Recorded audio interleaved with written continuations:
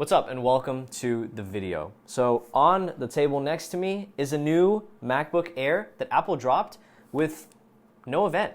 This is the M3 MacBook Air, and in this video we're going to talk about what's new and ultimately if it's worth your money if you're considering upgrading to this computer. So let's get into it. Now normally whenever you see a new product like this, the first question is, all right, well what's new? Is there a lot that's changed between the M2 MacBook Air and the M3 MacBook Air? Yes, we have now been upgraded from the M2 to the M3. Is there anything else? No. Well, actually, hold on. If you buy the midnight color, that computer has been treated with a new coating, according to Apple, that prevents it, or I don't want to say prevents it, but it helps with getting less fingerprints as you use it. So essentially, nothing's changed. No, but in all seriousness, the only major upgrade between generations is the jump from the M2 SoC to the M3 SoC, which if you're the type of person that buys the laptops year over year, let's say you're reviewing them for a YouTube channel or something like that, then those incremental changes are not going to be that big of a deal. But for the majority of consumers out there, you're probably waiting at least a few years before you upgrade your computer again. So depending on what you might use the M3 MacBook Air for, the upgrade in the SoC might actually end up being a really good thing. And just like we saw whenever we previously reviewed the M3 Max MacBook Pro, the major upgrades that you're going to get between the two chips is mainly going to lie in graphics intensive tasks. Now, of course, you are going to get a performance bump around 15 to 20%, but with the M3, you're going to have certain things from a graphics perspective that you wouldn't even have on M2. Things like a 15% faster neural engine and hardware accelerated ray tracing and mesh shading.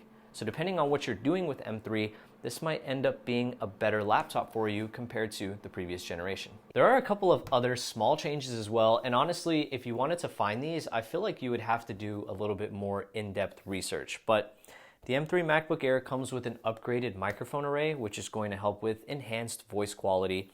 There's Wi-Fi 6E now versus Wi-Fi 6, and on the M3 MacBook Air, you can support 2 external displays as long as you have the lid closed.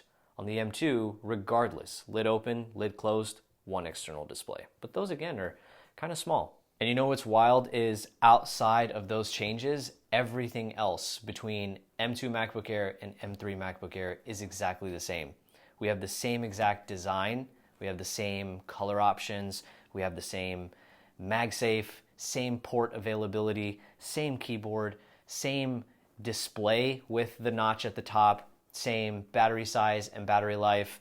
We have the same entry-level unified memory and storage options, which again, none of this is really a bad thing because whenever we reviewed the M2 MacBook Air, I believe the title of that video was Apple Nailed It. And it's because it really was a fantastic laptop. The MacBook Air for the longest time now has always been like the people's champion MacBook that Apple offers. It's the one that is the most popular and the most beloved by even some of the most hardcore Apple fans. And the M3 is really no exception. It just takes what the M2 did and refreshed it for the year 2024. Now, if you were to ask me personally, I feel like Apple could have been a little bit more generous with some of the entry-level numbers. Like I said, this is the entry-level MacBook Air, and it comes with 8 gigabytes of unified memory and 256 gigabytes of internal storage. I feel like personally that's a little low for 2024, but I'd much rather side with the consumer than the company on that one. So at the end of the day, the M3 MacBook Air is a really, really solid option from Apple, and I mean, it's going to be a great performer, it's going to have great battery life, and ultimately, whether or not it's going to be a good upgrade for you is going to come down to the type of laptop that you're upgrading from.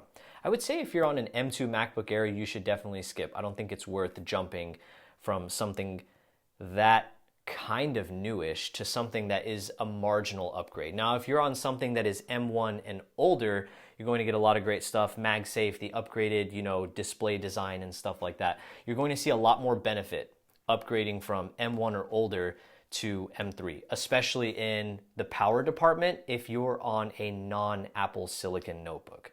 So at the end of the day, whether or not you upgrade to M3 is going to come down to where you're coming from in order to maximize the amount that you're going to spend. Now here's the thing, got to figure out how to spec it. When we take a look at the numbers, the baseline configuration for the M3 MacBook Air comes with 8 gigs of unified memory and 256 gigs of internal storage, which if you're going to be using a lot of cloud-based applications or doing really basic things, browsing the web, sending and receiving emails, that configuration is most likely perfectly acceptable.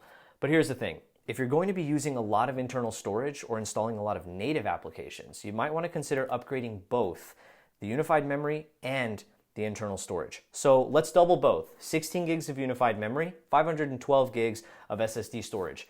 You're now sitting at $1,499, but here's the thing.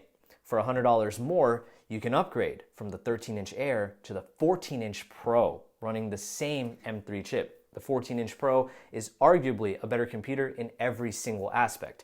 But here's the thing. Upgrading costs you some unified memory. You went back down from 16 to 8. So let's correct that. $1,799, and you now have 16 gigabytes of unified memory and 512 gigs of internal storage. But here's the thing. You're now $200 shy of the Apple M3 Pro chip with 18 gigs of unified memory and 512 gigs of internal storage. But here's the thing. You now have a really powerful computer, and you're probably going to want to do some really cool things.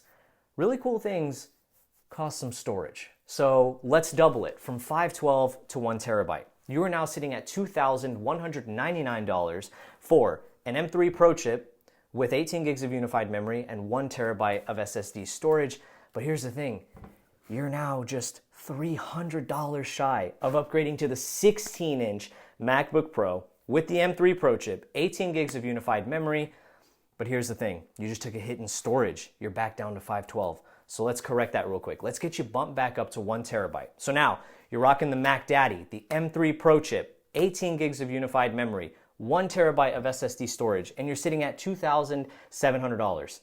Look, at this point in time, you're really not too far in the hole, so you might as well this is the computer you're going to have for years on end. So you might as well let's just send it. We're gonna spec it out. 128 gigs of unified memory, M3 Max chip, 8 terabyte SSD storage, and honestly, it's not that bad. $7,199. So you walked into the Apple Store to buy an $1,100 13-inch MacBook Air, and you walked out with a $7,200 fully spec'd out 16-inch M3 Max MacBook Pro.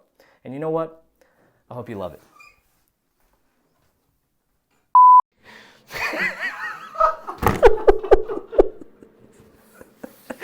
Oh man.